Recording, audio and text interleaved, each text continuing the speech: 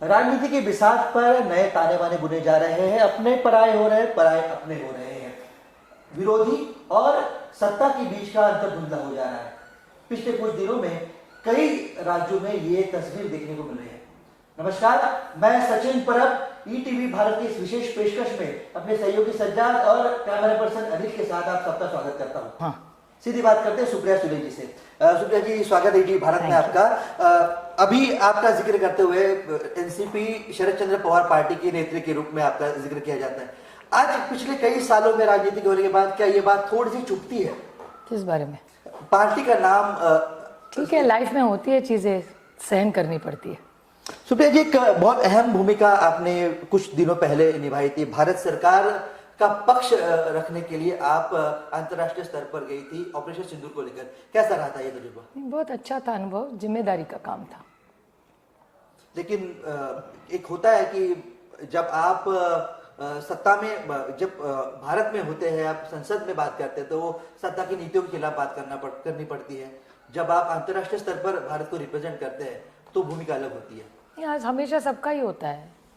National issues पे जो internationally हम जाते हैं, तब कोई भी प्रधानमंत्री हो, किसी पार्टी का हो, उसके खिलाफ हम नहीं बोलते। ये संस्कार मुझे आदरणीय पवार साहब ने किए हैं और हमेशा पवार साहब की हमेशा लाइन रही कि इंटरनेशनल वाटर्स पे जब हम परदेश जाते हैं तो देश या सरकार के खिलाफ देश के कुछ नहीं कहना। ऑपरेशन सिंदूर को लेकर जब सुप्रिया जी आपने भूमिका रखी थी, लोगों का रिस्पॉन्स कैसा था? बहुत मिक्स था। एमईए की बातें होती है, सारा पेट में ज़्यादा और जबान पे कम लाना होता है। तो पिछले कुछ दिनों में जो राजनीति के रंग बदलते दिख रहे हैं, जाहिर सी बात है कुछ चीजों को लेकर आश्वस्तता महसूस होती होगी, कुछ चीजों को लेकर निराशा महसूस होती होगी। लाइफ में ऐसा ही होता है, कभी खुशी कभी गम, दोनों सहना कर रहता है और राजनीति में हमेशा ऊपर नीचे चलता रहता है। ये तो सभी के लाइफ में होता है। सुप्रिया जी, ये आजकल लोकसभा में देखने को मिला है, संसद में हम ये कहेंगे कि कई सारे बिल जितनी चर्चा होनी चाहिए उतनी चर्चा हुए बगैर वो पारित हो जाते हैं। तो विपक्ष के सांसद के रूप में आपकी भूमिका क्या रहती है ऐसे मुद्दों को लेकर? तो हमारी तो क्या कहना होता है कि आप हमारे सुझाव लीजिए, क्योंकि सुझाव लीजिए तो सरकार का ही बिल ज़्यादा अच्छा होगा, बेनिफिट तो उनको ही होगा। इसीलिए एक कोई भी सशक्त लोकतंत्र में हमेशा बैलेंस होना चाहिए।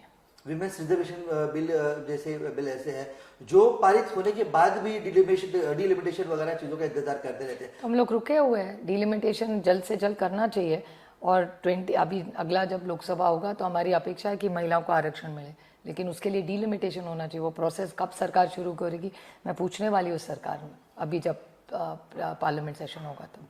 आप देश के, हम महाराष्ट्र की नहीं कहेंगे, देश के एक पावरफुल नेता की ये बेटी है। जाहिर सी बात है आप किसी पहचान के मोहताज नहीं है। आपने अपने काम को 2009 से आप लगातार लोकसभा में बनी हुई है, तो विरासत तो खैर आप शरद पवार जी की विरासत तो आप संभाल ही रही है। लेकिन जब किसी नेता के बेटे या बेटी पर परिवारवाद का आरोप होता है तो आप उन चीजों को किस तरह से देखती है? मैं तो परिवारवाद हूँ ही, कौन सी बड़ी बात है। और कौन से पार्टी में परिवारवाद नहीं है? आज कांग्रेस का आधा से ज्यादा परिवारवाद बीजेपी में बैठा है। आरोप तो बीजेपी करती थी। मेरे निर्वाचन क्षेत्र में 4 एमएलए है, चारों कांग्रेस के ही थे, चारों आज बीजेपी में है। चारों परिवारवाद मेरी तरह, उसमें क्या है? परिवारवाद लोग तय करेंगे ना। और जो बीजेपी हम पे हमला करती थी, परिवारवाद, मेरे निर्वाचन क्षेत्र में 6 एमएलए है, उसमें के 5 जो लड़ेंगे, पांचों कांग्रेस के रहे।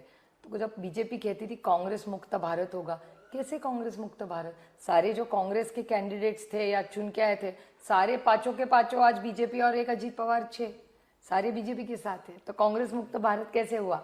पूरा कांग्रेस का जो टैलेंट है सारा आज बीजेपी में है। मुझे तो दुख होता है बीजेपी के लोगों का, जिन्होंने मेहनत की, विपक्ष में रहे, लड़ाई की, वो बीजेपी वालों को क्या होगा? वो तो बेचारे पीछे रह गए। और कांग्रेस वाले जिनको रिजेक्ट किया था वो यहाँ से यहाँ गए। तो कांग्रेस मुक्त भारत किया कैसे बीजेपी ने? 2024 में हमने देखा था, पूरी जनता ने, पूरे देश ने देखा कि इंडिया ब्लॉक के परचम तले सभी दल जो है एक साथ आए और उन्होंने लोकसभा चुनाव लड़ा। उसका फायदा भी उन्हें देखने को मिला था। 2024 के लोकसभा चुनाव के बाद विधानसभा चुनाव जब महाराष्ट्र में हुए, तस्वीर पूरी तरह से पलट गई। उसके बाद आप अब रणनीति इंडिया ब्लॉक को लेकर क्या है? क्योंकि कुछ दिन पहले संजय राउत जी ने कहा था कि इंडिया ब्लॉक जो था वो लोकसभा चुनाव तक ही सीमित था। सही है, कोई भी बड़ा अलायंस जो म्युनिसिपल इलेक्शन होते हैं अलग ही लड़ती है महाराष्ट्र में पहले से। हम और कांग्रेस साथ थे, अलग लड़ते थे। शिवसेना बीजेपी अलग लड़ती थी पहले से। कांग्रेस महाराष्ट्र में होता है, लोकल बॉडीज हमेशा हर पार्टी अलग ही लड़ती है महाराष्ट्र में 50 सालों से। तो क्या इस बात का आप समर्थन करते हैं कि क्या इस बात को मानते हैं कि 2024 के लोकसभा चुनाव तक ही इंडिया ब्लॉक का लोकसभा, इंडिया ब्लॉक, विधानसभा, महाविकास आघाड़ी, और हमेशा महाराष्ट्र में 50 साल का आप इतिहास देखिए, हर पार्टी अलग ही लड़ती है। कहीं अलायंस करती है, कहीं नहीं करती है, वो लोकल तय करते हैं। बड़े नेताओं की एक पहचान होती है कि वो जब एक चुनाव खत्म होता है तब तुरंत दूसरे चुनाव की तैयारी शुरू कर देते हैं। 2024 के बाद NCP SP Sharad Pawar party जो है, उनका रोड मैप क्या होगा 2029 को लेकर? विकास, विकास और विकास और पारदर्शक। हम कहते कुछ और करते कुछ नहीं है, जो कहते हैं वही करते। We walk the talk. Maharashtra में जो राजनीति गर्मा रही है उसको लेकर क्या कहेंगे? 2019 के बाद चीजें बिल्कुल बदल रही है। आप घर भी आपके भाई जो है वो वहां पर चले गए, अजित पवार जी वहां पर चले गए, उन्होंने वो सत्ता में फिर एक बार शामिल हो गए। फिर एक बार बात हुई चली कि दोनों राष्ट्रवादी कांग्रेस एक होगी, यानी घड़ी और तुतारी एक साथ होगी। क्या इन चीजों को लेकर जो संभ्रम बना हुआ है उनको आप कभी खत्म करना चाहेंगे? ये तो मीडिया में मैं देखती हूँ बहुत सारी चीज़ें जो मुझे पता भी नहीं होती हमारे बारे में, वो टीवी पे मैं देखती हूँ। ऐसे होता है। आपका भी चैनल 24 घंटा कैसे चलेगा फिर? एक मैंने मीम देखा था कि become useless so that nobody can use you.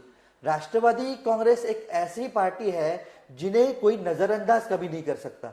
अगर उनके पास कितने भी एमएलए या एमपी हो, उनकी ताकत उनके आपके शीर्ष नेताओं की वजह से उतनी कायम रहती है। तो आपको लगता है महाराष्ट्र की राजनीति को अगर देखा जाए नजदीक से, तो राष्ट्रवादी कांग्रेस शरद चंद्र पवार पार्टी की ताकत जो है वो अभी भी बनी हुई है? ये मैं संदर्भ यह है कि पिछले विधानसभा चुनाव में जो विधायकों की संख्या घटी है उसको लेकर। हम ताकत के लिए नहीं लड़ते, हम सेवा के लिए लड़ते हैं। हमारे लिए लोगों को सेवा करने के लिए हमारी पार्टी है, ताकत के लिए नहीं है। ये सुप्रिया जी, मर्यादाएं तो आ जाती है। मर्यादा आती है, लाइफ में होती है, कौन सी बड़ी बात है? आप मुझे महाराष्ट्र के सरकार में के 5 मंत्रियों के नाम बताइए, आपके रिपोर्टर को पूछिए। मैं आपसे ये अभी जानना चाहता हूँ सुप्रिया जी, पिछली बार भी जब आपके साथ साक्षात्कार हुआ था तब भी आपसे ये सवाल पूछा गया था। यही सवाल फिर एक बार पूछना चाहूंगा। जब कभी महाराष्ट्र में नए बदलाव की बात चलती है, जब महाराष्ट्र में महिला मुख्यमंत्री की बात चलती है, तब सबसे पहले सुप्रिया सुले जी का नाम आगे आता है। तो क्या मतलब तब आपका पक्ष बिल्कुल साफ था कि आपने कहा था कि आप लोकसभा से उस परिवेश के बाहर नहीं आएंगे? क्या आज भी आपकी ये भूमिका कायम है या फिर नया मौका या नई चुनौती आपको? मैं सांसद हूँ और बहुत खुश हूँ। कभी वक्त पड़ने पर भी ये कमान? अभी बारिश आएगी तो मैं क्या करूँगा? ऐसे में हाइपोथेटिकल चीज़ें मैं नहीं ज़्यादा बयानबाजी करती। मुझे बारामती लोकसभा के लोगों ने चुन के दिया है और मेरी पूरी ईमानदारी से काम करने की और इस राज्य की, इस देश की और मेरे पार्टी की सेवा करने की कोशिश कर। महाराष्ट्र इकाई की अगर बात की जाए सुप्रिया जी, कहा जा रहा है, आपने आज कहा कि जयंत पाटिल जी ने इस्तीफा नहीं दिया। स्थिति क्या है? अगर जयंत पाटिल जी ने इस्तीफा नहीं दिया, उन्होंने पेशकश की थी इस्तीफा देने की, बात भी चली। इसके बाद शशिकांत शिंदे जी अगले अध्यक्ष बनेंगे, राष्ट्रवादी कांग्रेस के प्रदेश अध्यक्ष, ये भी बात चली। लेकिन ये बात साफ रूप में आधिकारिक रूप में अभी तक सामने नहीं आ रही। वजह क्या हो सकती है इसकी? क्योंकि हमारे पास प्रस्ताव ही नहीं है, चर्चा ही नहीं है। तो मैं कैसे बताऊं? ना मैंने ना देखा है, ना सुना है, ना पढ़ा है, तो मुझे पता नहीं है। चैनल्स को शायद ज्यादा पता हो। पूरे कार्यक्रम में लोगों ने देखा, जयंत पाटिल जी ने कहा था कि वो इस जिम्मेदारी से मुक्त होना चाहते हैं। तो क्या इस उनकी रिक्वेस्ट, उनकी गुजारिश पर पार्टी के शीर्ष नेता विचार कर रहे हैं? मुझे नहीं पता उसके बारे में, कल पता चलेगा, क्योंकि पार्टी में कोई बात नहीं हुई है।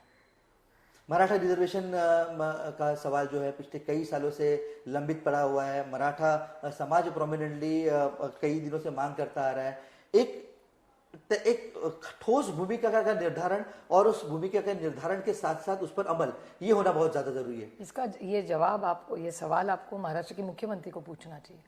उन्होंने प्रॉमिस किया था ना, तो उनको पूछना चाहिए। आज मेजॉरिटी है उनकी, कर सकते हैं, करना चाहे तो।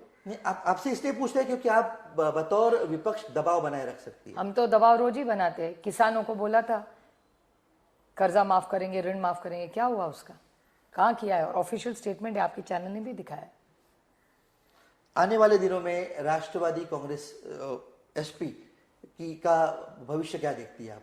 सेवा, सेवा और सेवा, लोगों की सेवा करने के लिए, और छत्रपति शिवाजी महाराज, शाहू फूले अम्बेडकर जी और यशवंतराव चौहान जी का जो विचारों की विरासत है उसको आगे ले जाने का, और उनकी सोच की, उन्होंने किए हम पे संस्कार लेके हम लोग आगे बढ़ते रहेंगे। बदले की राजनीति सरकार कर रही है ऐसा लगता है, क्योंकि कल रोहित पवार जी ने कहा था कि वो तो पुराना हो गया, पहले से करते आ रहे हैं, आपने देखा है कितनी बार बोला है। और डेटा स्टॉक, और वो सिर्फ महाराष्ट्र में नहीं, कश्मीर टू कन्याकुमारी जो खिलाफ है उसको ईडी सीबीआई, जिनका नाम पहले आरोप में था वो सारे तो आज बीजेपी के साथ है, उनके नाम तो कैंसिल कर दिए, उनके पहले नाम थे, रोहित का तो नाम था ही नहीं। लेकिन फिर एक बार केंद्र की तरफ सुप्रिया जी हम आना चाहेंगे। जब पिछले कुछ दिनों पहले चर्चा थी कि अगर एक बार राष्ट्रवादी कांग्रेस एसपी बीजेपी को समर्थन देता है तो आप केंद्रीय मंत्री बन सकती है, तो या ये सिर्फ हवा में उड़ी बात थी, या फिर जिस तरह से कहते हैं कि धुआं निकला तो आग कहीं लगी होगी? मुझे इसके बारे में कुछ पता नहीं, चैनल्स में सुनने को आता है, ना किसी ने प्रस्ताव दिया है, न मांगा है। ईटीवी भारत से बात करने का बहुत बहुत शुक्रिया। आप बहुत जल्दी में, नहीं तो हमें बहुत ज्यादा बातें करनी थी आपसे। अभी आप आराम से टाइम लेके आए, अब मोस्ट वेलकम, आपको बारामती घुमाने लेके चलेंगे। बहुत बहुत धन्यवाद, आप बारामती आइए। Thank you so much. Thank you. ये थी सुप्रिया सुले जी, जो अपनी मुखर छवि के लिए जानी जाती है। हालांकि पिछले कुछ सालों में वो संसद रत्न पुरस्कार पाने की आदी हो चुकी है, ये कहना गलत नहीं होगा। लेकिन जब भी राजनीति में कोलाहल देखने को मिलता है तो एक आवाज होती है जो शांत और ठोस होती है, वो आवाज सुप्रिया सुले जी की है। हम उम्मीद करते हैं कि सुप्रिया सुले जी इसी आवाज को इसी तरह मुखर करते रहेंगे। ईटीवी भारत के लिए सचिन परब, पुणे।